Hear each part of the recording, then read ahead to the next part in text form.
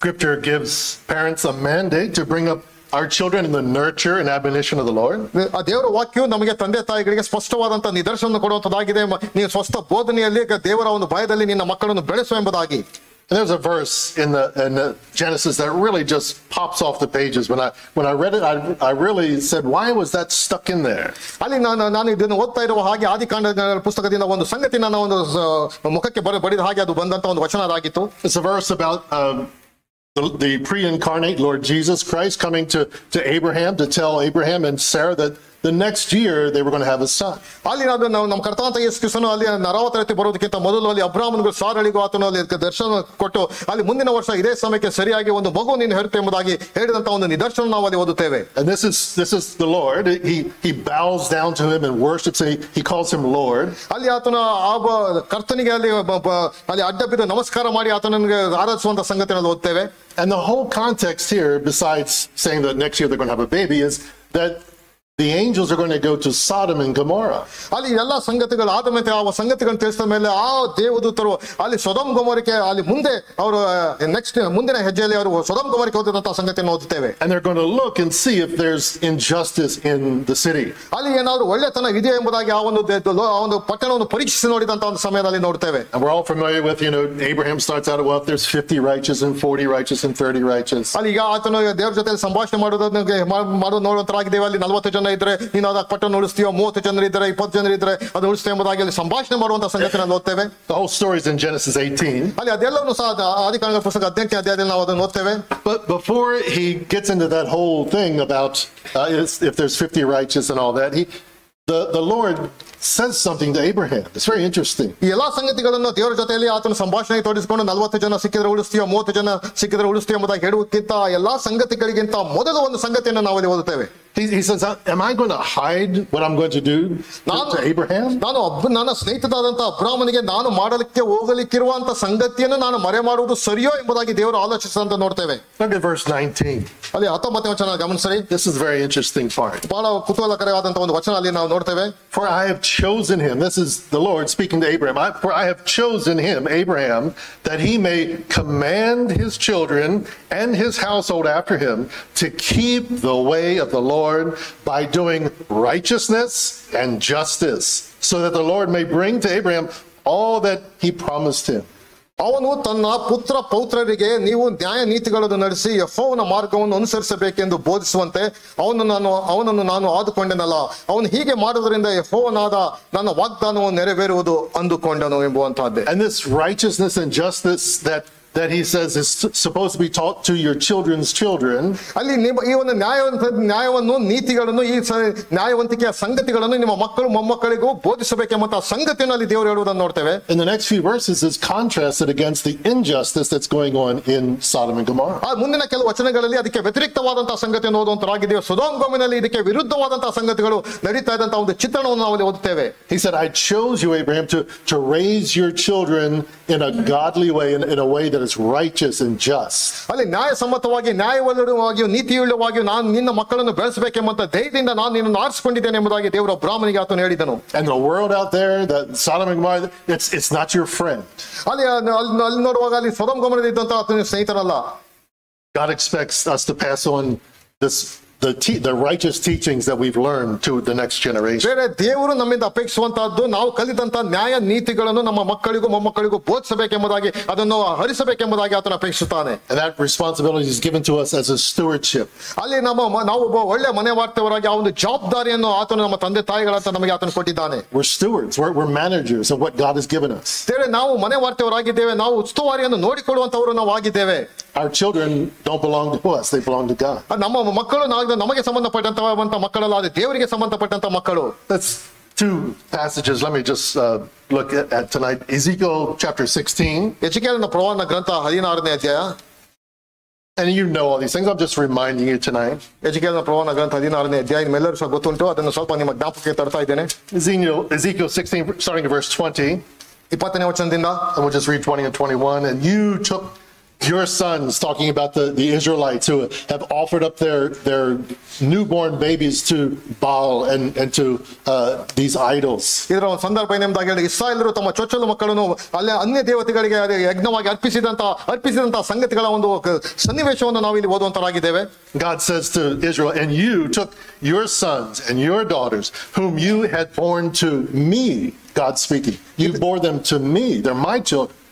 ಇದಲ್ಲದೆ ನೀನು ನನಗೆ ಹೆತ್ತ ಗಂಡು ಹೆಣ್ಣು ಮಕ್ಕಳನ್ನು ಹಿಡಿದು ಮೂರ್ತಿಗಳಿಗೆ ಆಹಾರವಾಗಲೆಂದು ಯಜ್ಞ ಮಾಡಿದಿ.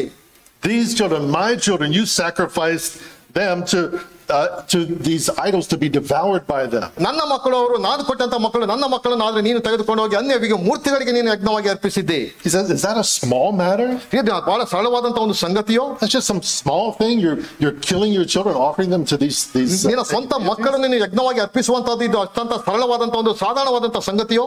Like he says, is it a small matter that you have slaughtered my children? ಅಲ್ಲಿ ನನ್ನ ಮಕ್ಕಳನ್ನು ನೀನು ಯಜ್ಞವಾಗಿ ಅರ್ಪಿಸ್ತಾ ಇರುವಂತದ್ದು ಇದು ಸರಿಯಾದ ಸರಳವಾದ ಸಾಧಾರಣವಾದ ಸಂಗತಿ ಎಂಬುದಾಗಿ ದೇವರು ಪ್ರಶ್ನೆ ಮಾಡ್ತಿದ್ದಾನೆ. And deliver them up to be offerings by fire to these idols? ಅಲ್ಲಿ ನೀನು ಅದನ್ನು ಮಗನಿಗೆ ಆಹುತಿಯಾಗಿ ನೀನು ಅದನ್ನು ಮಕ್ಕಳನ್ನು ಹತ್ತಿಸಿ ಆಹುತಿ ಕೊಟ್ಟು ಮೂರ್ತಿಗಳಿಗೆ ಅರ್ಪಿಸ್ತಾ ಇದೆಯಲ್ಲ, ಇದು ಸರಿಯೋ ಎಂಬುದಾಗಿ ಕೇಳುವುದನ್ನು ನೋಡ್ತೇವೆ.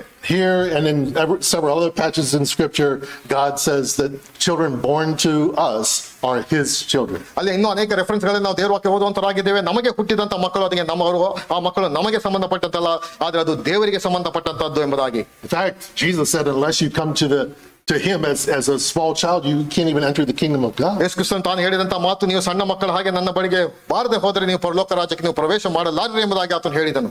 Mark chapter 10. ಮಾರ್ಕನ ಬರೆದ ಸುವಾರ್ತೆ 10ನೇ ಅಧ್ಯಾಯ. Mark 10:14. ಮಾರ್ಕನ ಬರೆದ ಸುವಾರ್ತೆ 10ನೇ ಅಧ್ಯಾಯ 14ನೇ ವಚನ. But when Jesus saw it, the children were coming to him to be blessed, or the parents were bringing the children, and the disciples were shooing them away. ಆದ್ರೆ ಯೇಸು ಅದನ್ನು ಕಂಡು ಕೋಪಗೊಂಡು ಅವರಿಗೆ ಮಕ್ಕಳನ್ನು ನನ್ನ ಹತ್ರಕ್ಕೆ ಅಲ್ಲಿಂದ ಶಿಷ್ಯರು ಮಕ್ಕಳನ್ನು ಹೊರಗೆ ದೂರಕ್ಕೆ ತಳ್ಳುತ್ತಾ ಇದ್ದಂತ ಒಂದು ಸಂದರ್ಭವನ್ನು ಇಲ್ಲಿ ಓದುವಂತರಾಗಿದ್ದೇವೆ. When Jesus saw them doing this, he was indignant, and he said to them, let the little children come to me, do not hinder them, for to such belongs the kingdom of God. ಯೇಸುವಿನಿಂದ ಮುಚ್ಚಿಸಬೇಕೆಂದು ಆತನ ಬಳಿಗೆ ತರಲು ಶಿಷ್ಯರು ಅವರನ್ನು ಗದರಿಸಿದರು. ಆದರೆ ಯೇಸು ಅದನ್ನು ಕಂಡು ಕೋಪಗೊಂಡು ಅವರಿಗೆ, ಮಕ್ಕಳನ್ನು ನನ್ನ ಹತ್ತಿರಕ್ಕೆ ಬರಗೊಡಿಸಿರಿ, ಅವುಗಳಿಗೆ ಅಡ್ಡಿ ಮಾಡಬೇಡಿರಿ, ದೇವರ ರಾಜ್ಯವು ಇಂಥವರದೇ ಎಂಬುದಾಗಿ ಅಲ್ಲಿ ಹೇಳುವುದನ್ನು ನಾವು ನೋಡುವಂತರಾಗಿದ್ದೇವೆ. Again, he's identifying these children as his children. ಇಲ್ಲಿ ಮತ್ತೆ ಅಲ್ಲಿ ನಮಗೆ ಸಿಕ್ಕಿದ ನಮಗೆ ಕೊಟ್ಟೆ ಇರುವಂತಹ ಮಕ್ಕಳನ್ನು ಅದು ನನಗೆ ಸಂಬಂಧಪಟ್ಟಂತೆ ಎಂಬುದಾಗಿ ದೇವರು ಹೇಳುವುದನ್ನು ನಾವು ನೋಡ್ತೇವೆ. Then in verse 16, 2 verses over, he says, and Jesus took them in his arms and he blessed them, laying his hands on them. ಅಲ್ಲಿ 14ನೇ ವಚನ ನಾವು ಹೀಗೆ ಓದ್ತೇವೆ, ಹೇಳಿ ಅವುಗಳನ್ನು ಅಪ್ಪಿಕೊಂಡು ಅವುಗಳ ಮೇಲೆ ಕೈ ಇಟ್ಟು ಆ ಮಕ್ಕಳನ್ನು ಯೇಸು ಕ್ರಿಸ್ತನು ಆಶೀರ್ವದಿಸಿದನು ಎಂಬುದಾಗಿ ಓದ್ತೇವೆ. And Jesus doesn't bless things that are cursed. ಎಷ್ಟು ಆತನು ಆಶೀರ್ವದಿಸುವಂತಹ ಕರ್ತನ ಆತನಾಗಿದ್ದಾನೆ. The curse has to be broken before he can bless them. ಬೇರೆ ಆ ಒಂದು ಆಶೀರ್ವಾದಕ್ಕಿಂತ ಮೊದಲು ಆತನು ಆ ಒಂದು ಶಾಪವು ಇಲ್ಲ ಶಾಪವನ್ನು ಆತನು ತೆಗೆದು ಹಾಕಿದ್ದಾನೆ. The little ones belong to God, and mothers and fathers are the stewards of these children. ಆದ್ರಿಂದ ಪ್ರೇರೆ ಒಂದು ಸಾಯಂಕಾಲ ವೇಳೆ ಆ ಚಿಕ್ಕ ಮಕ್ಕಳು ಅದು ದೇವರಿಗೆ ಸಂಬಂಧಪಟ್ಟ ಮಕ್ಕಳಾಗಿವೆ. ತಂದೆ ತಾಯಿಗಳಂತ ನಾವು ಅವನ್ನು ನೋಡಿಕೊಳ್ಳುವಂತ ಒಂದು ಮನೆ ವಾರ್ತೆಯವರು ನಾವು ಆಗಿದ್ದೇವೆ. And I emphasize mothers and fathers. ತಂದೆ ಮತ್ತು ತಾಯಿಗಳಿಬ್ಬರಿಗೂ ಸಹ ಇದು ಅನ್ವಯಿಸುವಂತದ್ದಾಗಿದೆ. Look at Proverbs chapter 1. You see this. ಜ್ಞಾನೋಕ್ತಿಗಳ ಪುಸ್ತಕ 1ನೇ ಅಧ್ಯಾಯ. It's the responsibility of both mothers and fathers to raise these children. ಅಲ್ಲಿ ತಂದೆ ತಾಯಿಗಳ ಒಂದು ಜವಾಬ್ದಾರಿ, ಅವರ ಪಾತ್ರವನ್ನು ಮಕ್ಕಳನ್ನು ಅವ್ರು ಬೆಳೆಸುವುದರಲ್ಲಿ ಅವರ ಪಾತ್ರವೇನೆಂಬುದಾಗಿ ಜ್ಞಾನೋಕ್ತಿಗಳ ಪುಸ್ತಕ 1ನೇ ಅಧ್ಯಾಯದಲ್ಲಿ ಓದ್ತೇವೆ. That's why broken homes are so dangerous. ಆದ್ರಿಂದ ಮುರಿದು ಹೋದಂತಹ ಮನೆಗಳು ಎಷ್ಟು ಅಪಾಯಕರವಾಗಿದೆ ಎಂಬುದಾಗಿ ನಾವು ಇದರ ಕುರಿತಾಗಿ ನಾವು ಗಮನಿಸಬಹುದು. That's why God he's angry with divorce. ಆದ್ರಿಂದಲೇ ದೇವರು ಈ ಒಂದು ವಿಚ್ಛೇದನದ ಕುರಿತಾಗಿ ಆತನು ಯಾವ ದೇವರು ಕೋಪವುಳ್ಳವನಾಗಿದ್ದಾನೆ. Look at verse 8 of Proverbs chapter 1. 1ನೇ ಅಧ್ಯಾಯ 8ನೇ ವಚನ. Hear, my son, your father's instruction, and do not forsake your mother's teaching. ಮಗನೇ, ನಿನ್ನ ತಂದೆಯ ಉಪದೇಶವನ್ನು ಕೇಳು, ನಿನ್ನ ತಾಯಿಯ ಬೋಧನೆಯನ್ನು ತೊರೆಯಬೇಡ. It's the father's and the mother's responsibility. ಬೇರೆ ಇಲ್ಲಿ ತಂದೆ ಮತ್ತು ತಾಯಿ ಇಬ್ಬರ ಒಂದು ಜವಾಬ್ದಾರಿಯನ್ನು ನಾವು ಇಲ್ಲಿ ನೋಡುವಂತರಾಗಿದ್ದೇವೆ. And I can tell you from my own failings that this is true. ಬೇರೆ ಇದನ್ನು ಪ್ರಿಯ ಸಹೋದರ ತಮ್ಮ ಮನೆಯಲ್ಲಿ ಅನುಭವಪೂರ್ವಕವಾಗಿ ಹೇಳುವಂತಹದ್ದು ಇದು ಸತ್ಯವಾದಂತ ಒಂದು ಸಂಗತಿ ಇದಾಗಿದೆ. I would be in bed and I would hear my wife in the other bedroom singing to my son these songs at nighttime and telling Bible stories to my son. ಒಂದು ರಾತ್ರಿ ಸಮಯದಲ್ಲಿ ಸುನೀತಾ ಅವರು ಮತ್ತೊಂದು ರೂಮಿನಲ್ಲಿ ಮಗನ ಜೊತೆಯಲ್ಲಿ ದೇವರ ವಾಕ್ಯದ ಒಂದು ಕಥೆಗಳನ್ನು ರಾಗಗಳನ್ನು ಮಗುವಿಗೆ ಹಾಡುತ್ತಾ ಇರುವಂತದ್ದು ಇನ್ನೂ ಸಹ ನನ್ನ ಕಿವಿಯಲ್ಲಿ ಪ್ರತಿಧ್ವನಿಸುತ್ತಲಾಗಿದೆ. And they were the same songs that her mother sang to or her grandmother sang to her mother, and it went back 2 or 3 generations. ಮತ್ತು ಹಿಂದಿನ ಒಂದು 3-4 ತಲೆಮಾರುಗಳ ಹಿಂದೆ ಅವರ ಅಜ್ಜಿಂದಿರು ಅವರು ಹಾಡಿದಂತ ಒಂದು ರಾಗಗಳನ್ನು ಈಗ ಅದು ಮುಂದಿನ ಒಂದು ಸಂತತಿಗೆ ಹಾಕಿ ಅದೇ ರಾಗಗಳನ್ನು ಹಾಡುತ್ತಾ ಇರುವಂತದ್ದು ಪ್ರಿಯ ಸಹೋದರ ತಿಳಿಸುತ್ತಾರೆ. Here I am tired, I'm in bed half asleep, and she's passing it on. She's passing it on. ಪ್ರಾಯಶಃ ಒಂದು ರಾತ್ರಿ ಸಮಯದಲ್ಲಿ ಎಷ್ಟೇ ಒಂದು ಭಾರವಾಗಿರ್ಬೋದು, ನಿದ್ರೆಯ ಒಂದು ಸಮಯ ಜಾರಿವಾಗಿರ್ಬೋದು, ಆದಾಗ ಸಹ ಆ ಒಂದು ಸಮಯದಲ್ಲೂ ಸಹ ಆ ಒಂದು ದೇವರಿಗೆ ಸಂಬಂಧಪಟ್ಟಂತಹ ಒಂದು ಕಾರ್ಯಗಳನ್ನು ಮತ್ತೊಂದು ಸಂತತಿಗೆ ನಾವು ಅದನ್ನು ಹಸ್ತಾಂತರಿಸಬೇಕು. Okay. As mothers and fathers responsible for our children, what are we to pass on to them? ಪ್ರೇರೆ ತಂದೆ ತಾಯಿಗಳಂತ ನಾವು ನಮ್ಮ ಮೇಲೆ ಆತನ ಒಂದು ಜವಾಬ್ದಾರಿಯನ್ನು ಕೊಟ್ಟಿದ್ದೇನೆ, ನಾವು ಯಾವುದನ್ನು ನಾವು ನಮ್ಮ ಮಕ್ಕಳಿಗೆ ಅದು ಹಸ್ತಾಂತರಿಸಬೇಕು. Let's just look at a few verses in Deuteronomy chapter 6. ಧರ್ಮೋಪದೇಶ ಕಾಂಡ 6ನೇ ಅಧ್ಯಾಯದಲ್ಲಿ ಕೆಲವು ವಚನಗಳನ್ನು ಗಮನಿಸಿರಿ. Starting at verse 4, this is a Shema.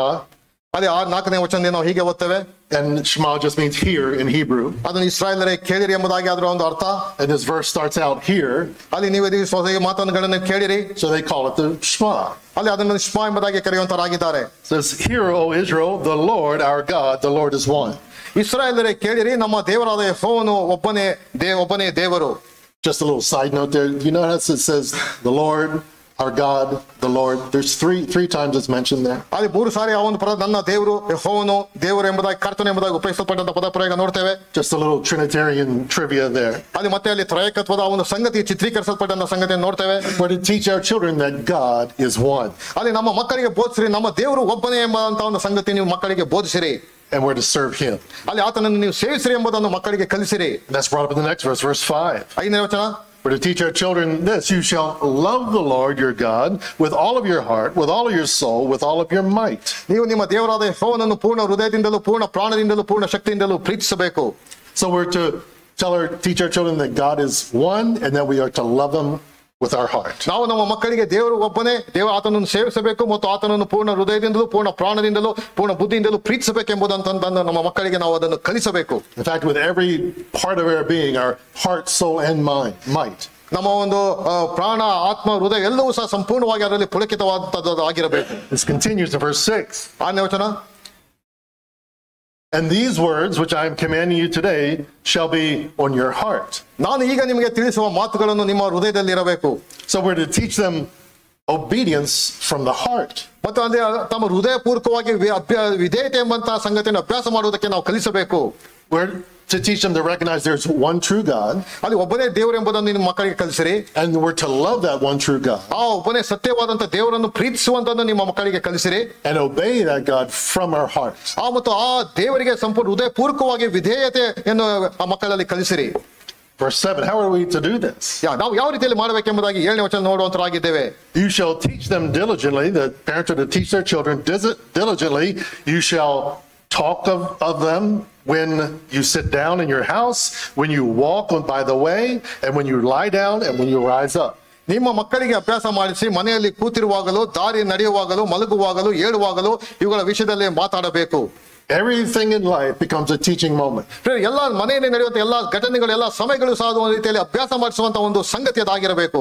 I just put it in modern day language. ಇನ್ನೊಂದು ರೀತಿಯಲ್ಲಿ ನಾವು ನವೀನ ಕಾಲದ ಒಂದು ರೀತಿಯಲ್ಲಿ ನಾವು ಶೈಲಿಯನ್ನು ನಾವು ಹೇಳಬೇಕಾದ್ರೆ, you talk about God when you're sitting at the dinner table. ನೀವು ನಾವು ಡೈನಿಂಗ್ ಟೇಬಲ್ ಕುಳಿತಿರುವಂತ ಸಮಯದಲ್ಲಿ ದೇವರ ಕುರಿತಾಗಿ ಮಾತನಾಡ್ರಿ. That's when you sit in your house. ಅಲ್ಲಿ ನೀವು ಮನೆಯಲ್ಲಿ ಕುಳಿತಿರುವಾಗ, when you're riding in the car. ನೀವು ಕಾರ್ನಲ್ಲಿ ನೀವು ಹೋಗುವಂತ ಸಮಯದಲ್ಲಿ, that's when you're walking by the way. ನೀವು ನಡ್ಕೊಂಡು ದಾರಿಯಲ್ಲಿ ಹೋಗುವಂತ ಸಮಯದಲ್ಲಿ, when you tell Bible stories to your children at bedtime. ನೀವು ಹಾಸಿಗೆಯಲ್ಲಿ ಮಲಗಿರುವಾಗ ನೀವು ಬೈಬಲಿನ ಕಥೆಗಳನ್ನು ಹೇಳುವಂತ ಸಮಯದಲ್ಲಿ, that's when you lie down. ನೀವು ಮಲಗಿರುವಾಗಲೂ ಸಹ, and when you make your children recite memory verses at the breakfast table. ನೀವು ಡೈನಿಂಗ್ ಟೇಬಲ್ ಇನ ಸಮಯದಲ್ಲಿ, ಅಲ್ಲಿ ನಾಷ್ಟದ ಒಂದು ಸಮಯದಲ್ಲಿ ಬಾಯ್ಪಾಠ ವಚನಗಳನ್ನು ಮಕ್ಕಳ ಕೈಯಲ್ಲಿ ಹೇಳಿಸುವಂತ ಸಮಯದಲ್ಲೂ ಸಹ ದೇವರ ಕುರಿತಾಗಿ ಅಲ್ಲಿ ಮಾತನಾಡಿರಿ. Before they go off to school, that's when you rise up. ಶಾಲೆಗೆ ಹೋಗೋದಕ್ಕಿಂತ ಮೊದಲು ನಾವು ಬೆಳಿಗ್ಗೆ ಎದ್ದಾಗಿನ ಸಮಯದಲ್ಲಿ ಆ ಸಂಗತಿಗಳನ್ನು ಅಭ್ಯಾಸ ಪಡಿಸಿರಿ. When you're watching something on television or you're driving in the car and you see something, and even though it might be negative, you can use that situation to now give a spiritual truth to your child. ನಾವು ಮನೆಯಲ್ಲಿ TV ನೋಡುವಂತ ಸಮಯ ಆಗಿರಬಹುದು, ನಾವು ಕಾರಿನಲ್ಲಿ ಪ್ರಯಾಣ ಮಾಡುವಂತ ಸಮಯ ಆಗಿರಬಹುದು, ಆ ಒಂದು ಸಂದರ್ಭದಲ್ಲಿ ಯಾವ್ದಾದ್ರು ನಕಾರಾತ್ಮಕವಾದಂತಹ ಸಂಗತಿಗಳಲ್ಲಿ ಬಂದಾಗಿ ಸಹ ಅದನ್ನು ಉಪಯೋಗಿಸಿಕೊಂಡವರಾಗಿ ದೇವರಿಗೆ ಕುರಿತಾದಂತಹ ಸಂಗತಿಯನ್ನು ನೀವು ಮಕ್ಕಳಿಗೆ ಬೋಧಿಸಿರಿ. See in verse 8. 8ನೇ ವಚನ. You shall bind them as a sign on your hand, and you shall and they shall be frontlets between your eyes. ಇವುಗಳನ್ನು ಜ್ಞಾಪಕಾರ್ಥವಾಗಿ ಕೈಗೆ ಕಟ್ಟಿಕೊಳ್ಳಬೇಕು. ಇವು ಹಣೆಗೆ ಕಟ್ಟಿಕೊಳ್ಳುವ ಜ್ಞಾಪಕದ ಪಟ್ಟಿ ಅಂತ ಇರಬೇಕು. Now, it's not the boxes that the Orthodox Jews do today on their foreheads and on their hands. ಮತ್ತೆ ಯಾವ ರೀತಿಯಾದ ಒಂದು ರೀತಿಯಲ್ಲಿ ಬಾಕ್ಸರ್ಗಳು ಹಾಕಿಕೊಳ್ತಾರೋ ಅದು ಕೈಗಳಿಗೆ ಮತ್ತು ಹಣೆಗೆ ಆ ರೀತಿಯಾದಂತಹ ಸಂಗತಿ ಅಲ್ಲ. No, it's whatever you put your hand to do, you do faithfully, right? It's your hand. It's what you're doing. ಮತ್ತು ನೀವು ಯಾವುದೇ ಸಂಗತಿಗಳನ್ನು ನೀವು ಕೈಯ ಮುಖಾಂತರ ಉಪಯೋಗಿಸುವಂತದ್ದು ನಂಬಿಗಸ್ತಕರಾಗಿ ನೀವು ಅಲ್ಲಿ ಮಾಡಿರಿ. And it's between your eyes. It's your mind. It's what you're thinking about. ನೀವು ಯಾವ ಸಂಗತಿಗಳನ್ನು ಆಲೋಚನೆ ಮಾಡ್ತಿರೋ ಆ ಸಂಗತಿಗಳನ್ನು ಕುರಿತು ಆತನ ಕುರಿತಾಗಿ ಅದು ಇರಲಿ.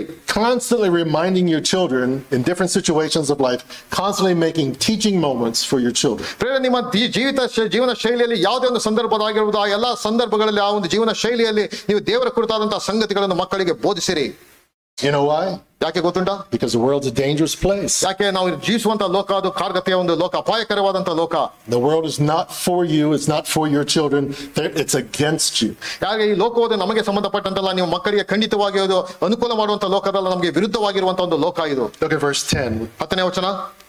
He says, he gives a warning. He says, then the Lord your God brings you into the land which he swore to your fathers, Abraham, Isaac, Jacob, to give you great and splendid cities, which you did not build, and houses full of good things, which you did not fill, and hewn cisterns, which you did not dig, vineyards and olive trees, which you did not plant, and you eat and are satisfied. Then watch yourselves that you do not forget the Lord, who brought you out of the land of Egypt, out of the house of slavery. ಧರ್ಮೋಪದೇಶ ಕಾಂಡ 6ನೇ ಅಧ್ಯಾಯ 10ನೇ ವಚನದಿಂದ, ನಿಮ್ಮ ದೇವರಾದ ಯೆಹೋವನು ನಿಮ್ಮ ಪಿತೃಗಳಾದ Abraham, Isaac, ಯಾಕೋಬರಿಗೆ ಪ್ರಮಾಣ ಮಾಡಿಕೊಟ್ಟ ದೇಶದಲ್ಲಿ ನಿಮ್ಮನ್ನು ಸೇರಿಸಿದಾಗ ನೀವು ಕಟ್ಟುವ ಒಳ್ಳೆಯ ದೊಡ್ಡ ಪಟ್ಟಣಗಳನ್ನು, ನೀವು ಕೂಡಿಸಿದ ಉತ್ತಮ ವಸ್ತುಗಳಿಂದ ತುಂಬಿದ ಮನೆಗಳನ್ನು, ನೀವು ಅಗಿಯದ ನೀರ ಗುಂಡಿಗಳನ್ನು, ನೀವು ಬೆಳೆಸದ ದ್ರಾಕ್ಷಿ ತೋಟಗಳನ್ನು, ಎಣ್ಣೆ ಮರಗಳನ್ನು ಅನುಭವಿಸುತ್ತಾ ತೃಪ್ತರಾಗಿರುವಾಗ ಐಗುಪ್ತ ದೇಶದಲ್ಲಿ ದಾಸರಾಗಿದ್ದ ನಿಮ್ಮನ್ನು ಬಿಡುಗಡೆ ಮಾಡಿದ ಯೆಹೋವನನ್ನು ಮರೆಯಬಾರದು ಎಂಬುದಾಗಿ. The older your child gets, the more impact the world is going to have in their life. ಪ್ರೇರೆ, ನಿಮ್ಮ ಮಕ್ಕಳು ಬೆಳೀತಾ ಅದು ವಯಸ್ಸಾದಷ್ಟು ಸಹ ಲೋಕವು ತನ್ನ ಪ್ರಭಾವವನ್ನು ಮಕ್ಕಳ ಮೇಲೆ ಅದು ಬೀರುವಂತದಾಗಿದೆ. And when they see great and splendid cities, ಅವರು ಅತ್ಯಂತ ವೈಭವ ಪೂರ್ವಕವಾದಂತಹ ಲೋಕವನ್ನು ಸಂಗತಿಗಳನ್ನು ನಾವು ನೋಡುವಾಗ, all the lights and things to do at night time, ರಾತ್ರಿಯ ಸಮಯದಲ್ಲಿ ಆಕರ್ಷಕರವಾದಂತಹ ಎಲ್ಲ ಮನಮೋಹಕವಾದಂತಹ ಸಂಗತಿಗಳನ್ನು ಮಕ್ಕಳು ನೋಡುವಾಗ, they start earning lots of money and they see houses full of good things. ಬೇರೆ ಎಲ್ಲ ಸಂಗತಿಗಳಿಂದ ಯಥೇಚ್ಛವಾದಂತಹ ಹಣ ಬಂದಿದೆ, ಎಲ್ಲ ಮನೆಯ ಸಂಗತಿಗಳಲ್ಲಿ ನೋಡುವಾಗ, and they begin to eat and be satisfied. ಆ ಎಲ್ಲ ಸಂಗತಿಗಳನ್ನು ತಿಂದು ಸಂತೃಪ್ತವಾಗಿ ಮಕ್ಕಳು ಇರುವಾಗ, you have to make sure they have a foundation. ಬೇರೆ ಆ ಒಂದು ಸಮಯದಲ್ಲಿ ನಿಮ್ಮ ಮಕ್ಕಳು ಸರಿಯಾದಂತಹ ಅಸ್ಥಿವಾರ ಇರುವ ಹಾಗೆ ನೀವು ನೋಡಿಕೊಳ್ಳಿರಿ. So they do not forget the Lord your God. ನಿಮ್ಮ ದೇವರನ್ನು ಆ ಸಮಯದಲ್ಲಿ ನೀವು ಮರೆತು ಬಿಡಬೇಡ್ರಿ. What the world is trying to do to your children is exactly the opposite of what we're trying to do to your children. ನಾವು ನಮ್ಮ ಮಕ್ಕಳಿಗೆ ಯಾವ ಬುನಾದಿಯಾದಂತಹ ಸಂಗತಿಗಳನ್ನು ಕಲಿಸಬೇಕೆಂಬುದಾಗಿ ಪ್ರಯತ್ನ ಮಾಡ್ತೇವೆ, ಅದಕ್ಕೆ ವ್ಯತಿರಿಕ್ತವಾದಂತಹ ಸಂಗತಿಯನ್ನು ಲೋಕವು ನಮ್ಮ ಮಕ್ಕಳ ಮೇಲೆ ಅದು ಪ್ರಭಾವವನ್ನು ಬೀರುವಂತದಾಗಿದೆ. I heard a person once say it's easier to lower your standards than it is to raise your standards. ಅದೇ ಒಬ್ಬರು ಈ ರೀತಿಯಾಗಿ ಹೇಳಿದ್ದಾರೆ, ಅನೇಕ ಬಾರಿ ನಮ್ಮ ಮಟ್ಟವನ್ನು ಕೆಳಮಟ್ಟಕ್ಕೆ ನಾವು ತರಕೊಂಡಬಹುದು, ಮೇಲ್ಮಟ್ಟಕ್ಕೆ ಏರಿಸಕ್ಕಿಂತ ಹೆಚ್ಚು ಅದು ಬಹಳ ಸುಲಭವಾಗಿ ಕೆಳಮಟ್ಟಕ್ಕೆ ನಮ್ಮ ಮಟ್ಟವನ್ನು ನಾವು ತರಬಹುದು ಎಂಬುದಾಗಿ. You go to the gym and you work out, you're doing it for 6 months to a year, you're all healthy. ನೀವು ಜಿಮ್ಗೆ ಹೋಗ್ತೀರಿ, 6 ತಿಂಗಳಲ್ಲಿ ಪ್ರಯಾಸ ಪಟ್ಟು ನೀವು ಅದೆಲ್ಲ ಜಿಮ್ ಮಾಡಿದ ಮೇಲೆ 6 ತಿಂಗಳಲ್ಲಿ ನೀವು ಆರೋಗ್ಯದಾಯಕವಾಗಿ ಕಾಣ್ತೀರಿ. All of a sudden you catch the flu or something. ಒಂದ್ ಸ್ವಲ್ಪ ಫ್ಲೂ ಏನೋ ಒಂದು ಅನಾರೋಗ್ಯ ತಟ್ಟಿತು. And then you're out for 2 weeks. 1-2 ವಾರಗಳು ನೀವು ಅಲ್ಲಿ ಜಿಮ್ಗೆ ನೀವು ಹೋಗಲಿಲ್ಲ. Just flat out you're so sick you can't do anything. ಅದು 1-2 ವಾರಗಳು ಸಂಪೂರ್ಣವಾಗಿ ನೀವು ಫ್ಲಾಟ್ ಆಗಿ ಹೋದಿರಿ. Then after 2 weeks or so you got your strength back. You're like, let me just go back to the gym. ಅಲ್ಲಿ 2 ವಾರಗಳಾದ ನಂತರ ಮತ್ತೆ ನೀವು ಅದೇ ಶಕ್ತಿ ಬಂದಿದೆ, ಈಗ ಮತ್ತೆ ಜಿಮ್ಗೆ ನೀವು ಹೋದಾಗ, you know how difficult that is? ಎಷ್ಟು ಕಷ್ಟಕರವಾದದ್ದು ಗೊತ್ತುಂಟಾ? Once just to get dressed and go to the gym. ನಿಮಗೆ ಡ್ರೆಸ್ ಹಾಕೊಂಡು ನೀವು ಈಗ ಸಿದ್ಧವಾಗಿ ನೀವು ಜಿಮ್ಗೆ ಹೋಗಿದ್ದೀರಿ. But then once you start lifting the weights and you get on the treadmill and you realize that you haven't done this for a couple of weeks. ಈಗ ಅಲ್ಲಿ treadmill ಮಾಡುವಾಗಲೂ ಅಲ್ಲಿ weight ಎತ್ತುವಾಗಲೂ ಸಹ ನಿಮ್ಗೆ ಅರ್ಥವಾಗುವಂತದಾಗಿದೆ, ನಾನು ಅನೇಕ ವಾರಗಳು ನಾನು ಮಾಡಿಲ್ಲ ಎಂಬುದಾಗಿ. And you're so out of breath. ಈಗ ಅಲ್ಲಿ ನೀವು ಅಲ್ಲಿಗೆ ಉಸಿರಾಡೋದು ಕಷ್ಟವಾಗುವಂತದಾಗಿದೆ. The next day your muscles are so sore. ಆಗ ನಿಮ್ಮ ಮಾಂಸ ಖಂಡಗಳಲ್ಲಿ ನೋಯ್ಲಿಕ್ಕೆ ಪ್ರಾರಂಭಿಸುತ್ತದೆ. And you think to yourself, I was in such good shape. ನಾನು ಎಷ್ಟು ಆರೋಗ್ಯಕರವಾಗಿದೆ, ನನ್ನ ದೇಹ ಬಲಾಢ್ಯವಾಗಿತ್ತು. And it just took 2 weeks and I lost everything. ಬರೀ 2 ವಾರದಲ್ಲಿ ನಾನು ಎಲ್ಲ ಒಂದು ಕಟ್ಟಿದಂತ ಎಲ್ಲವೂ ಸಹ ನಾಶವಾಯಿತು. And now I have to build myself back up again. ಈಗ ಮತ್ತೆ ನಾನು ನನ್ನ ಒಂದು ದೇಹವನ್ನು ನಾನು ಕಟ್ಟಬೇಕು. That's what that man was saying. ಆ ಒಂದು ವ್ಯಕ್ತಿ ಆ ಸಂಗತಿಯನ್ನು ಹೇಳ್ತಾ ಇದ್ದನು. Keep your standards high. ನಿಮ್ಮ ಒಂದು ಮಟ್ಟವನ್ನು ನೀವು ಮೇಲಕ್ಕೆ ಇಟ್ಟುಕೊಳ್ಳ್ರಿ. Because you can always lower them and give a little bit more freedom and lower them a little bit. ಅನೇಕ ಬಾರಿ ನಾವು ನಮ್ಮ ಮಟ್ಟವನ್ನು ಮಟ್ಟಕ್ಕೆ ಇಳಿಸಿ ಅನೇಕ ರೀತಿಯ ಒಂದು ಸಂಧಾನದ ಕಾರ್ಯಗಳನ್ನು ಮಾಡಿಕೊಳ್ಳಬಹುದು. But it's very difficult to start at the bottom and work your way up. ಆದ್ರೆ ನಾವು ನಮ್ಮ ಮಟ್ಟವನ್ನು ಮೇಲಕ್ಕೆ ಇಟ್ಟುಕೊಳ್ಳುವಂತದ್ದು ಬಹಳ ಪ್ರಯಾಸಕರವಾದಂತಹ ಸಂಗತಿ. So when do we have to start this? ಯಾವಾಗ ನಾವು ಈ ಸಂಗತಿಗಳನ್ನ ಪ್ರಾರಂಭಿಸಬೇಕು? Start at the very beginning. Look at 2 Timothy chapter 3. 2 ತಿಮೋಥೆಯನ ಪತ್ರಿಕೆ 2 Timothy chapter 3, 2 ತಿಮೋಥೆಯ ಪತ್ರಿಕೆ 3ನೇ ಅಧ್ಯಾಯ verse 15. 15ನೇ ವಚನ. That from childhood you have known the sacred writings, which are able to give you wisdom that leads to salvation through faith, which is in Christ Jesus. ಅಲ್ಲಿ 14ನೇ ವಚನದಿಂದ ಚಿಕ್ಕಂದಿನಿಂದಲೂ ನಿನಗೆ ಪರಿಶುದ್ಧ ಗ್ರಂಥಗಳ ಪರಿಚಯವಾಯಿತಲ್ಲ, ಆ ಗ್ರಂಥಗಳು ಕ್ರಿಸ್ತ ಯೇಸುವಿನಲ್ಲಿರುವ ನಂಬಿಕೆ ಮೂಲಕ ರಕ್ಷಣೆ ಹೊಂದಿಸುವ ಜ್ಞಾನವನ್ನು ಕೊಡುವುದಕ್ಕೆ ಶಕ್ತವಾಗಿವೆ. Notice that from childhood. ನೀವು ಚಿಕ್ಕಂದಿನಿಂದಲೂ ಎಂಬಂತ ಪದ ಪ್ರಯೋಗವನ್ನು ಓದ್ತೇವೆ. I think it was back in chapter 1 he talked about how your grandmother and your mother raised you in the faith. ಅಲ್ಲಿ ಒಂದನೇ ಅಧ್ಯಾಯದಲ್ಲಿ ಯಾವ ರೀತಿಯಲ್ಲಿ ನಿನ್ನ ಅಜ್ಜಿ ಮತ್ತು ನಿನ್ನ ತಾಯಿ ಯಾವ ರೀತಿಯಲ್ಲಿ ನಿನ್ನ ದೇವರ ವಾಕ್ಯವನ್ನು ಬೆಳೆಸಿದ್ರೆ ಎಂಬುದನ್ನು ಜ್ಞಾಪಕಪಡಿಸಿಕೆಂಬುದಾಗಿ ತಿಮೋಥೆನಿಗೆ ಹೇಳ್ತಿದ್ದಾನೆ. And he says here to know the sacred scriptures. ಅಲ್ಲಿ ದೇವರ ವಾಕ್ಯವನ್ನು ಚೆನ್ನಾಗಿ ಅಲ್ಲಿ ಗ್ರಹಿಸಿಕೊಳ್ಳುವಂತಕ್ಕೆ ತಿಳಿಸೋದನ್ನು ನೋಡ್ತೇವೆ. That lead to salvation. ಅದು ಕ್ರಿಸ್ತ ಯೇಸುವಿನಲ್ಲಿರುವ ನಂಬಿಕೆ ಮೂಲಕ ರಕ್ಷಣೆಗೆ ನಡೆಸುವಂತಹ ಜ್ಞಾನ ವಾಕ್ಯವನ್ನು ಗಮನಿಸಿರಿ ಎಂಬುದಾಗಿ. The truth of the gospel is so important. ಅದರಿಂದ ಸತ್ಯವಾದಂತಹ ಸುವಾರ್ತೆ ಅದು ಬಹಳ ಪ್ರಾಮುಖ್ಯವಾದದ್ದು. Whenever somebody asks me to pray for their child, I always pray that they would come to a saving knowledge of Jesus Christ at an early age. ಒಬ್ಬರು ನನಗೆ ನನ್ನ ಮಕ್ಕಳಿಗೋಸ್ಕರ ಪ್ರಾರ್ಥನೆ ಮಾಡಿದ್ರು ಎಂಬುದಾಗಿ ಅವರು ಹೇಳಿದ್ರು. ನಾನು ಹೇಳಿದಂತದ್ದು ಯಾವುದು ನಮ್ಮ ಮಕ್ಕಳಿಗೆ ಪ್ರಾರ್ಥನೆ ಮಾಡುವಾಗ ಅವರು ಜ್ಞಾನದ ಒಂದು ಮಟ್ಟವನ್ನು ತಲುಪಿದಾಗ ರಕ್ಷಣೆ ಹೊಂದುವುದಕ್ಕೋಸ್ಕರವಾಗಿ ನೀವು ಅಲ್ಲಿ ಪ್ರಾರ್ಥಿಸಿರಿ. It's so important to begin teaching our children the gospel at a very early age. ಆದ್ರೆ ನಮ್ಮ ಮಕ್ಕಳಿಗೆ ಸುವಾರ್ತೆಯನ್ನು ಸಣ್ಣ ಪ್ರಾಯದಲ್ಲೇ ಅದನ್ನು ತಿಳಿಸುವಂತದ್ದು ಬಹಳ ಪ್ರಾಮುಖ್ಯವಾದಂತಹ ಸಂಗತಿ. What does that entail? What does that entail? What does that consist of? ಅದು ಯಾವ ಸಂಗತಿಗಳನ್ನು ಅದು ಒಳಗೊಂಡಿದೆ? You got to tell them that their sins have separated them from God. ಅವಾಗ ಆ ಸಂಗತಿಗಳು ಏನು ತಿಳಿಸಬೇಕೆಂಬುದಾಗಿ ಹೇಳಿದ್ರೆ ನಮ್ಮ ಪಾಪಗಳು ದೇವರಿಂದ ನಮ್ಮನ್ನು ದೂರ ಮಾಡಿದೆ ಎಂಬ ಸಂಗತಿಯನ್ನು ಚಿಕ್ಕ ವಯಸ್ಸಿನಲ್ಲೇ ತಿಳಿಸಬೇಕು. And in whatever way you have to do that, they understand what not doing bad. You know, my little niece and nephew just came from America. ಪ್ರಿಯ ಸಹೋದರ ಸಂಬಂಧಿಕರು ಅಮೆರಿಕದಿಂದ ರೀಸೆಂಟ್ ಆಗಿ ಅವರು ಬಂದರು. And they're staying at my mother-in-law's house. ಪ್ರಿಯ ಸಹೋದರ ಅಲ್ಲಿ ಅವರ ಅತ್ತೆ ಮನೆಯಲ್ಲಿ ಅವರು ಇದ್ದಾರೆ. And she has these little Godiva chocolates. ಅವರ ಬಳಿಯಲ್ಲಿ ಸಿಕ್ಕದಂತ ಚಾಕ್ಲೇಟ್ ಇದೆ. And she put them up in the top of her refrigerator. Refrigerator ಮೇಲೆ ಅವರು ಇಟ್ಟಿದ್ದರು. And hid them back behind the cheese and all that. ಅದು ಎಲ್ಲರೂ ಚೀಸ್ಗಳನ್ನ ಹಿಂದೆ ಅದನ್ನು ಇಟ್ಟಿದ್ದರು. And she'll just eat one one a week or something. ವಾರಕ್ಕೆ ಒಂದು ಅವರ ಮೆತ್ತಿಗೆ ಅದನ್ನು ತೆಗೆದುಕೊಂಡು ಅದನ್ನು ತಿನ್ನುವುದು ಅವರ ಕಾರ್ಯವಾಗಿತ್ತು. Well, she's sick. ಅವರು ಅನಾರೋಗ್ಯದಲ್ಲಿ So she's staying in our house. ಅವ್ರ ಪ್ರಿಯ ಸಹೋದರ ಅವರು ಮಕ್ಕಳು ಅವ್ರ ಮನೇಲಿ ಇದ್ದಾರೆ. And they're staying at her house. ಅವರು ಅತ್ತೆ ಮನೆಯಲ್ಲಿ ಅವರು ಇದ್ದಾರೆ. So when mom and dad aren't paying attention, the two little kids, the niece and nephew, they go in grandma's refrigerator and they find the Godiva chocolate. ಅವರು ತಂದೆ ತಾಯಿಗಳು ಅವ್ರನ್ನ ಗಮನಿಸದಿರುವಂತಹ ಸಮಯದಲ್ಲಿ ಮಕ್ಕಳು ಅಲ್ಲಿರೋ ಇಟ್ಟಿರುವಂತಹ ಫ್ರಿಜ್ ನಲ್ಲಿ ಹೋಗಿ ಆ ಒಂದು ಚಾಕ್ಲೇಟ್ಸ್ ಅನ್ನು ಅವರು ತೆಗೆದುಕೊಂಡು ಅವರು ತಿಂತಾ ಇದ್ರು. And they just eat one each. ಪ್ರತಿ ಬಾರಿ ಅವರು ತಿಂತಾ ಇದ್ರು ಒಂದೊಂದು. They could just eat one and hide it and grandma will never know. ಅವ್ರು ಒಂದೊಂದು ತೆಗೆದು ಅಲ್ಲಿ ಎಲ್ಲೋ ಅಂಶ ಇಟ್ಟರೆ ಅದು ಖಂಡಿತವಾಗಿ ಯಾರು ಸಹ ಗೊತ್ತಾಗ್ತಾ ಇರಲಿಲ್ಲ. No. They hid behind the couch and ate all of them. ಅಲ್ಲಿರುವಂತ ಎಲ್ಲವೂ ಸಹ ಖಾಲಿ ಮಾಡಿ ಅಲ್ಲಿರುವಂತ ವ್ಯಾಪಾರಗಳನ್ನ ಹಿಂದಕ್ಕೆ ಅವರು ಹಾಕಿದ್ದರು. At once, all at one time. ಎಲ್ಲವೂ ಸಹ ಖಾಲಿ ಮಾಡಿ ಹಾಕಿದ್ರು. And their mother caught them. ಕೊನೆಗೆ ಅವರು ತಾಯಿ ಅದನ್ನು ಕಂಡು ಹಿಡಿದ್ರು. They understood what it meant to take what belongs to someone else. They understand that at a very young age. ಆ ಒಂದು ಸಣ್ಣ ಪ್ರಾಯದಲ್ಲಿ ಚೆನ್ನಾಗಿ ಅದು ಅರ್ಥವಾಗ್ತದೆ, ಮತ್ತೊಬ್ಬರಿಗೆ ಸಂಬಂಧಪಟ್ಟ ನಾವು ತೆಗೆದುಕೊಂಡು ತಿಂದಿದ್ದೇವೆ ಎಂಬುದಾಗಿ. You need to teach them that they're sinners and their sins has separated them from God. ಅದನ್ನ ಸಣ್ಣ ಪ್ರಾಯದಲ್ಲೇ ಆ ಒಂದು ಪಾಪ ಎನ್ನುವಂತದ್ದನ್ನು ದೇವರಿಂದ ನಮಗೆ ದೂರ ಮಾಡಿದೆ ಎಂಬ ಅಂಶವನ್ನು ಮಕ್ಕಳಿಗೆ ನಾವು ಅದನ್ನು ಕಲಿಸಬೇಕು. You teach them to repent. ಅದು ಪಶ್ಚಾತ್ತಾಪ ಪಡುವುದನ್ನು ಕಲಿಸಿರಿ. In America, that's like a dirty word nowadays, repent. What do you mean repent? ಅಮೆರಿಕದಲ್ಲಿ ರಿಪೆಂಟ್ ಎನ್ನುವಂತದ್ದು ಪಶ್ಚಾತ್ತಾಪ ಎನ್ನುವಂತದ್ದು ಅಸಹ್ಯವಾದಂತಹ ಒಂದು ಪದ ಎಂಬುದಾಗಿ ತಿಳಿಸುವಂತರಾಗಿದೆ. Repent means to turn around. Repent ಎಂಬುದಾಗಿ ಹೇಳಿ ಹಿಂದಕ್ಕೆ ತಿರುಗು ಎಂಬ ಅರ್ಥ. Just think of a rupee coin. ₹1 coin. And the front face of the coin is facing you.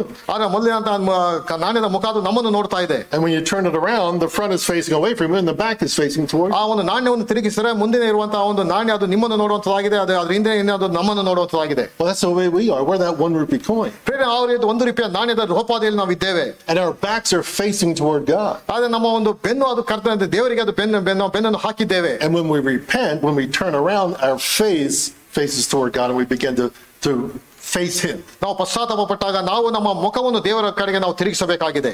We need to teach them to repent for their sins and seek the free gift of salvation. ಅದನ್ನು ನಾವು ಆತನಿಗೆ ಪಶ್ಚಾತ್ತಾಪ ಮಾಡುವುದನ್ನು ಕಲಿಸುವುದು ಮಾತ್ರವಲ್ಲ, ದೇವರು ಕೊಟ್ಟಿರುವಂತಹ ಉಚಿತಾರ್ಥವಾದಂತಹ ರಕ್ಷಣೆಯ ಆ ಒಂದು ಸಂಗತಿಯನ್ನು ಮಕ್ಕಳಿಗೆ ನಾವು ತಿಳಿಸಬೇಕಾಗಿದೆ. And once they're saved, we need to realize that they need to just reject any worldly thing in their lives that is going to dishonor God. ಆದ್ದರಿಂದ ಆ ಮಕ್ಕಳಿಗೆ ಒಂದು ಸಣ್ಣ ಪ್ರಾಯದಲ್ಲಿ ರಕ್ಷಣೆ ಹೊಂದಿದ ಮೇಲೆ ಲೋಕಕ್ಕೆ ದೇವರಿಗೆ ದುಃಖ ತರಿಸುವಂತ ಯಾವುದೇ ಸಂಗತಿಗಳನ್ನು ನೀವು ತ್ಯಾಗ ಮಾಡಬೇಕೆಂಬಂತ ಸಂಗತಿಗಳನ್ನು ಸಣ್ಣ ಮಕ್ಕಳಲ್ಲಿ ನಾವು ಅದನ್ನು ಹಾಕಬೇಕಾಗಿದೆ. You got to teach them self-control. ಅದರಿಂದ ನಮ್ಮ ಸ್ವನಿಯಂತ್ರಣ ಎಂಬಂತ ಸಂಗತಿಯನ್ನು ಮಕ್ಕಳಲ್ಲಿ ಕಲಿಸಿರಿ. And that's one of the last of the 9 fruits of the Spirit. That's the last fruit, the 9th one, self-control. ದೇವರ ಆತ್ಮನ ಒಂದು ಫಲಗಳಲ್ಲಿ ಕಡೆಯ ಒಂದು ಫಲವನ್ನು ಅದರ ಕುರಿತಾಗಿ ನೋಡುವಂತರಾಗಿದ್ದೇವೆ, ನಮ್ಮನ್ನು ನಿಯಂತ್ರಿಸಿಕೊಳ್ಳುವಂಥದ್ದು ಶ್ರಮೆದಮೆ ಎಂಬುದಾಗಿ. Reject the things that dishonor God and turn and face toward God and only do what He tells you to do. Obey. ದೇವರಿಗೆ ಇಷ್ಟಕರವಾಗದೇ ಇರುವಂತಹ ಸಂಗತಿಗೆ ನೀವು ಬೆನ್ನನ್ನು ಹಾಕಿರಿ ಮತ್ತು ದೇವರ ಕಡೆಗೆ ಮುಖವನ್ನು ಮಾಡಿ ಆತನಿಗೆ ಇಷ್ಟವಾದ ಸಂಗತಿಗಳಿಗೆ ಮುಖ ಮಾಡಿರಿ. And we need to teach them the truth of Holy Scripture. ಆದ್ದರಿಂದ ದೇವರ ವಾಕ್ಯದ ಒಂದು ಸ್ಪಷ್ಟ ಬೋಧನೆಯನ್ನು ಆ ಮಕ್ಕಳಿಗೆ ತಿಳಿಸುವುದಕ್ಕೆ ಪ್ರಯತ್ನ ಮಾಡಿರಿ. Remember what Timothy's grandmother and mother taught him? They taught him the sacred writings that would lead him to salvation. ಅಲ್ಲಿ ತಿಮೋಥೆಯನ ಅಜ್ಜಿ ಮತ್ತು ತಾಯಿಯವರು ಮಗ ತಿಮೋಥೆನಿಗೆ ಸಣ್ಣ ಪ್ರಾಯದಲ್ಲಿ ಏನನ್ನು ಕಲಿಸಿದ್ರು ಎಂಬುದಾಗಿ ಹೇಳಿದ್ರೆ ಆ ದೇವರ ವಾಕ್ಯದ ಆ ಒಂದು ಸಂಗತಿಯನ್ನು ಮಗ ತಿಮೋಥೆನಿಗೆ ತಿಳಿಸಿದ್ದರು. One day they're going to need that foundation. ನಿಜವಾದಂತಹ ಒಂದು ಅಸ್ಥಿರವನ್ನು ಮಕ್ಕಳಲ್ಲಿ ನಾವು ಸಣ್ಣ ಪ್ರಾಯದಲ್ಲಿ ಅದನ್ನು ಹಾಕಬೇಕು. They're going to be around friends and peers.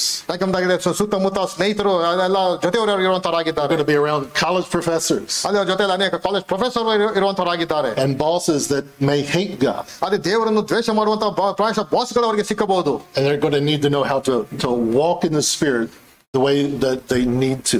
ಆ ಸಮಯದಲ್ಲಿ ಯಾವ ರೀತಿಯಲ್ಲಿ ಆತ್ಮನಿಗೆ ಅನುಸಾರವಾಗಿ ನಡೆದುಕೊಳ್ಳಬೇಕೆಂಬುದನ್ನು ನಾವು ಸಣ್ಣ ಪ್ರಾಯದಲ್ಲಿ ಅದನ್ನು ನಾವು ಕಲಿಸಬೇಕು.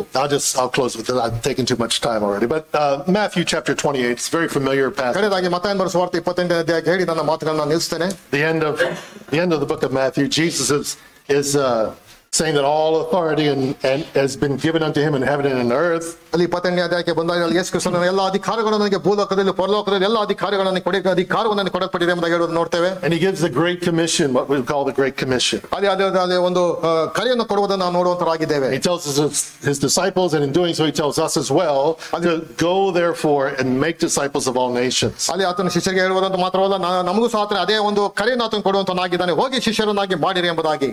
Baptizing in the name of the Father, Son, and the Spirit. ತಂದೆ ಮಗ ಮತ್ತು ಪರಿಶುದ್ಧಾತ್ಮನ ಹೆಸರಿನಲ್ಲಿ ನೀವು ದೀಕ್ಷಾ ಸ್ನಾನ ಮಾಡಿಸಿರಿ. And then verse 20. ಮತ್ತು 20ನೇ ವಚನ, teaching them. ನಾನು ನಿಮಗೆ ಆಜ್ಞಾಪಿಸಿದ್ದನ್ನೆಲ್ಲ ಬೋಧಿಸಿರಿ, ಉಪದೇಶ ಮಾಡಿರಿ. Teaching who? ಯಾರಿಗೆ ಉಪದೇಶ ಮಾಡಬೇಕು? The people that you made disciples of. ನೀನು ಯಾರಿಗೆ ನೀನು ರಕ್ಷಣೆಯೊಂದಿಗೆ ಒಂದು ಶಿಷ್ಯತ್ವಕ್ಕೆ ನಡೆಸಿದೆಯೋ ಅವರಿಗೆ ಉಪದೇಶ ಮಾಡು. Disciple just means student. ಶಿಷ್ಯರು ಎಂಬುದಾಗಿ ಹೇಳಿದ್ರೆ ಅವರು ವಿದ್ಯಾರ್ಥಿಗಳು, ಕಲಿಯುವಂತವರು. So you make the disciple and then you teach them to observe or obey, right, all that I have commanded you. ಮತ್ತು ನೀವು ಆ ಶಿಷ್ಯರನ್ನಾಗಿ ಮಾಡಿದ ಮೇಲೆ ನಾನು ನಿಮಗೆ ಬೋಧಿಸಿದಂತ ಎಲ್ಲಾ ಸಂಗತಿಗಳನ್ನು ಅವರಿಗೆ ಉಪದೇಶ ಮಾಡಿರಿ. You know what he's saying? ಇಲ್ಲಿ ಆತ ಹೇಳ್ತಾ ಇರುವಂತ ಮಾತೇನು ಗೊತ್ತುಂಟಾ? Provide shade for the next disciple generation of disciples. ಮತ್ತು ಮುಂದಿನ ಒಂದು ಸಂತತಿಯಾದಂತಹ ಶಿಷ್ಯರಿಗೆ ನೀವು ಆ ಒಂದು ನೆರಳನ್ನು ನೀವು ಕೊಡಿರಿ. That they can do the same for the next generation. ಮತ್ತು ಅವರು ಅದಾದ ನಂತರ ಅವರು ತಮ್ಮ ಮುಂದಿನ ಸಂತತಿಗೂ ಸಹ ಅದೇ ನೆರಳನ್ನು ಅವರು ಹಸ್ತಾಂತರಿಸುವ ಹಾಗೆ ನೀವು ಅವರಿಗೆ ನೋಡಿಕೊಳ್ಳಿರಿ. So the Great Commission, ಅಲ್ಲಿ ಒಂದು ದೊಡ್ಡ ಕರೆ ಏನೆಂಬುದಾಗಿ ಹೇಳಿದ್ರೆ, starts at home. ಅದನ್ನು ಮನೆಯಲ್ಲಿ ನೀವು ಪ್ರಾರಂಭಿಸಿರಿ. One of the greatest privileges we have is to share the gospel with our own children. ಮತ್ತು ನಮ್ಮ ಮಕ್ಕಳ ಜೊತೆಯಲ್ಲಿ ನಾವು ಸುವಾರ್ತೆಯನ್ನು ಹಂಚಿಕೊಳ್ಳುವಂತದ್ದು ದೇವರು ಕೊಟ್ಟಿರುವಂತಹ ದೊಡ್ಡದಾದಂತಹ ಒಂದು ಸದಾವಕಾಶ ಅದಾಗಿದೆ. And to see them come to a saving knowledge of Jesus. ಮತ್ತು ನೇಮಿತವಾದಂತಹ ಸಮಯದಲ್ಲಿ ಅವರು ರಕ್ಷಣೆ ಹೊಂದುವಂತಹ ಒಂದು ಸಂಗತಿಯನ್ನು ನಾವು ಕಾಣುವ ಹಾಗೆ.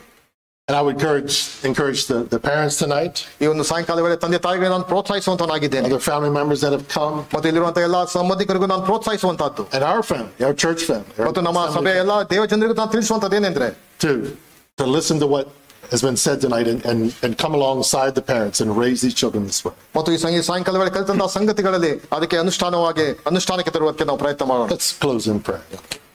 Father, we just give you thanks for your word. We thank you that you chose us, even as you chose Abraham. You chose him to pass his knowledge on to the next generation and to raise them to do righteousness and justice. And may we do the same for our next generation after us and even our grandchildren. And may you help us as a church family as well to do the same for this couple tonight and this precious baby that was born. We just pray this in Jesus' name. Amen.